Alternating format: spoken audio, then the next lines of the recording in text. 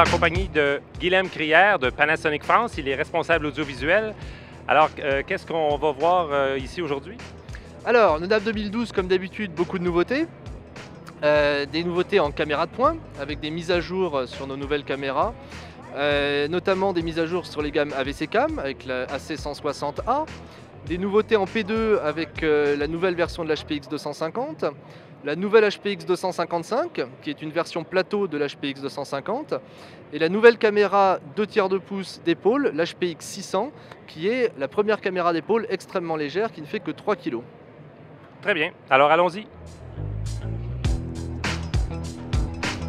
Ici, Panasonic propose une mise à jour sur la AC160.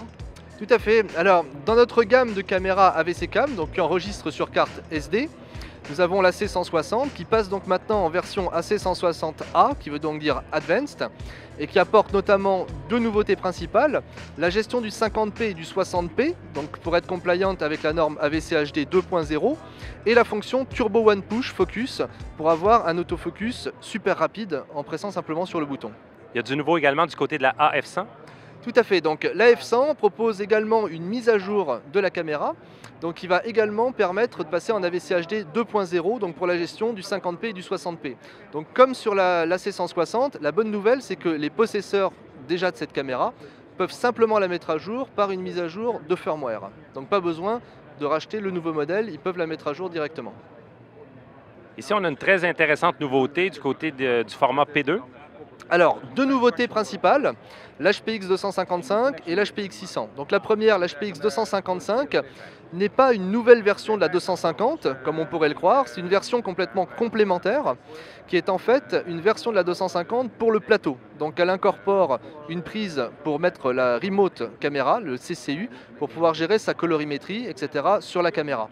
Donc vu que la caméra est déjà équipée du Genlock, du timecode et du HD SDI, cette nouvelle version en fait vraiment un outil vraiment prépondérant pour le plateau et donc les petits plateaux low cost. Ici, Panasonic propose une caméra d'épaule avec un capteur 2/3 de pouce.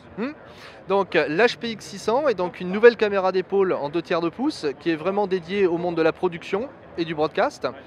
La demande principale était d'avoir une caméra vraiment légère. Donc ce sera la première caméra au monde d'épaule en 2/3 de pouce qui fera 3 kg seulement, donc 7 pounds, et qui sera évidemment équipée de toutes les fonctionnalités broadcast classiques, du Genlock, du timecode, du HD SDI, bien évidemment, mais aussi toutes les nouvelles fonctionnalités de connectivité informatique qu'on utilise aujourd'hui, donc notamment du LAN, Ethernet LAN, et du Wi-Fi, pour pouvoir directement discuter avec des iPads ou des téléphones portables, pour pouvoir notamment utiliser les proxys, streamer les proxys, changer les métadonnées, etc. Donc c'est une vraie caméra broadcast et multimédia légère. L'HPX 600 est une caméra P2, donc elle utilise évidemment les cartes P2 traditionnelles, et ce sera également la première caméra de notre gamme qui pourra utiliser notre nouvelle technologie micro P2. Donc l'HPX 600 sort en septembre 2012, les micro P2 sortent en février 2013. Et comme vous pouvez les voir ici à côté de la caméra, ces nouvelles cartes micro P2 seront effectivement beaucoup plus petites que les cartes P2. Elles auront en fait la même forme qu'une carte SD. Toutefois, à l'intérieur, c'est la même technologie que les cartes P2, donc un système informatique RAID qui permet d'avoir des très bonnes performances en écriture et effectivement aussi en déchargement des cartes. Donc ces nouvelles cartes micro P2 seront proposées environ à la moitié du tarif des cartes P2 et pourront être utilisées via un adaptateur dans les caméras P2 traditionnelles. Donc encore une fois, de visu, on pourrait croire que c'est des cartes SD, mais à l'intérieur, on a quelque chose de très haute qualité et bien évidemment beaucoup plus sécurisé que les cartes SD, qui permettront notamment d'enregistrer nos nouveaux codecs jusqu'à 200 voire plus mégabits par seconde. Alors depuis un certain temps, on entend parler du format AVC Ultra, mais là c'est un format vraiment qui s'installe. Oui, on a vraiment des choses concrètes maintenant autour de l'AVC Ultra. Donc l'AVC Ultra, c'est un concept qui a été proposé déjà il y a quelques temps, mais évidemment le développement de ces nouveaux codecs prend du temps. Alors aujourd'hui, on a des choses vraiment concrètes. Alors la première chose à retenir, c'est que l'AVC Ultra c'est vraiment toute la famille de codecs qu'on propose aujourd'hui. Donc c'est une famille qui va aller de codecs très bas débit, comme l'AVC Proxy, à moins de 3 mégabits seconde, à des formats de très haute qualité, comme la classe 444, 12 bits, qui va vraiment être prévue pour les tournages de très haute qualité.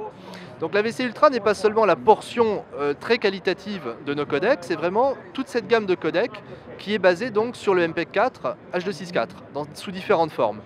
Donc typiquement, dans la gamme AVC Ultra, de bas en haut, on va avoir l'AVC Proxy, pour les utilisations proxy bas débit, ou pourquoi pas pour faire du transfert pour des breaking news et ce genre de choses. On va ensuite avoir l'AVC Long G, qui va être en fait des versions long GOP du H.264 à 25 et 50 mégabits en 4.2.2, donc quelque chose de vraiment qualitatif pour le news et la production légère. Ça intègre également l'AVC Intra 50 et 100 mégabits qui sont déjà nos codecs de production depuis un moment, de production classique, donc en intra-image.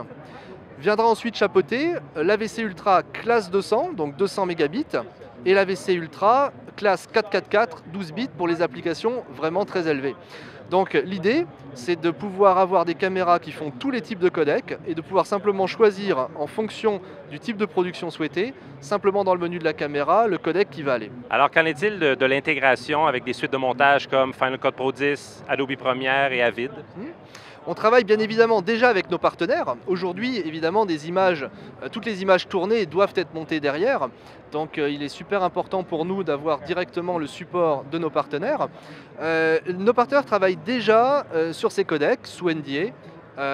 Avec évidemment Panasonic Japon.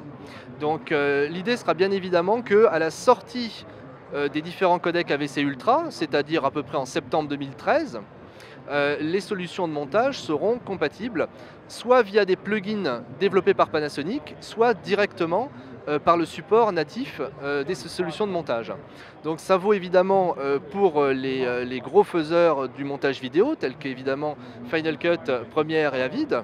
Ça vaut également pour les gens notamment qui font des serveurs, comme des gens comme DVS, pour toute la partie diffusion. Alors des nouveautés du côté des caméras, des nouveautés du côté du support. Alors c'est une belle cuvée 2012. Beaucoup de nouveautés pour le NAV 2012. Alors ce qu'il y a à en retenir en quelques mots, donc notre gamme AVC Cam de caméras sur carte SD passe à l'AVC HD 2.0, donc gestion du 50 et du 60p. La caméra HPX 250 également proposée maintenant en mode plateau avec un CCU. L'HPX 600 est notre nouvelle caméra d'épaule qui est la plus légère du monde avec moins de 3 kg tout en restant en 2/3 de pouce Full HD. Nous avons des nouvelles cartes P2, micro P2, donc de la taille des cartes SD avec les mêmes performances que des cartes P2 traditionnelles.